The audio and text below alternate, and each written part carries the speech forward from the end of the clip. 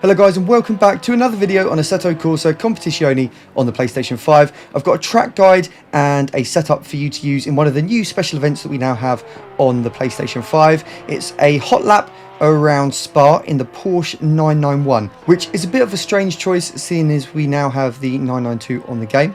But let's jump into a lap guide then. You'll immediately notice that the leaderboard is a bit bugged. There's no names on it, unfortunately, and the fastest time at the moment is clearly a glitch time. There's no way you'd be able to drive around here that quickly. So that's a bit of a shame. Let's hope the developers sort that out quite quickly. So it's important whenever doing a hot lap at Spa to take a wide entry onto the start-finish straight. That way you take more speed over the line to start your lap. Braking at the 100 meter board on the left hand side and down into first gear, and you want to get as close to the barrier on the inside as possible.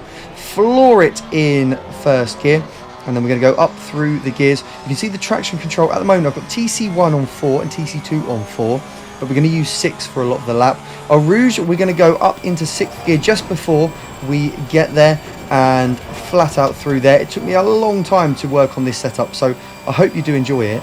And to be honest, the main thing you want to get when you are working on a setup at Spa is that you can go flat through our Rouge. So I've already moved the TC up to 6 then. Braking at the start of the curb on the left hand side, down into 3rd gear. We're going to keep it in 3rd, take loads of curb through here.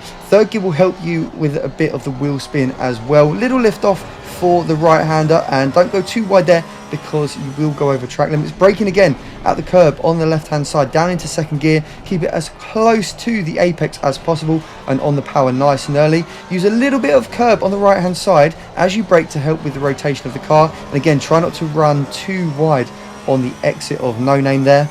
Now the next corner is the scariest on the lap in this car. Braking just before the hut on the right hand side and down into 4th gear. It's really easy for the rear of the car to step out, especially with the brake balance on 50. But fortunately I got through there okay. Braking at the start of the curb, down into 3rd gear. Here as well the car can be a little bit temperamental, using a little bit of throttle to just balance the car through there, and again on the power as soon as possible. Braking at the start of the curb on the left hand side, down into 2nd gear, and then you want to try and run through here flat out. If you take too much curb, it will unsettle the car. You can see I did unsettle the car a little bit there, but managed to get away with it. Now we're going to move the traction control to 4 so it doesn't kick in quite as much for the final corner. It's an easy flat through the left hander here, and then we're going to be looking for our brake marker. It's going to be between the white line on the floor and where the track starts to get dark about now. Down into 1st gear, make sure you hit the apex. You don't want to be braking for the second part of the chicane. You just want to balance the throttle input so you take the right amount of speed through there. Stick over to the right hand side, shortest way across the line, and we do a 2:19.3, which, well, it's 4th place really because the fastest time doesn't really count. Now there's definitely more time in the car. I did lose about a 10th at the start of sector 2, and then again I lost a bit of time through that final corner. I don't really enjoy driving this car much, so I probably won't be doing this special event again, at least not until the glitch leaderboard is fixed. Let's have a look at the setup I used for this then.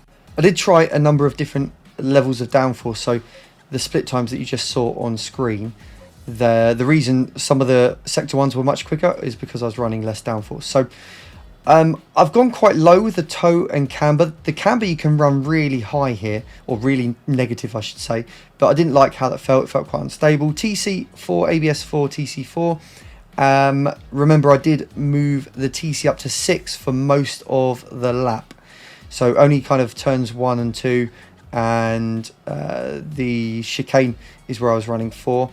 And then the mechanical grip took quite a long time to set up. I ended up going quite high with the springs at the front of the car to just control the pitch. So when I got on the brakes, the weight transfer wasn't going as much to the front because the rear of the car was getting very light. So that I felt that helped with that a little bit. Dampers, I just again kind of played around with them. Because of the curbs and the way the car handles the curbs, it felt better having both the fast settings quite low, and then normally I run the bump and quite low with the rebound quite high anyway on the game at the moment. And then for the aero, we've gone 78 at the rear, 58 at the front. Any lower on the front and I found the car was just not going through our rouge that nicely. And then rear wing, I went with 10 in the end, and splitter on 2. Like I said a minute ago, I was trying loads of variations of different rear wing, kind of between 7 and 12. And to be honest, the times are all pretty similar no matter what rear wing I put on, but the fastest lap I did set with the rear wing on 10. So thanks for watching, guys. I hope you found this video helpful. Let me know what times you've done in the comments below, and give the video a thumbs up if you have enjoyed it, and I will hopefully see you on track very soon.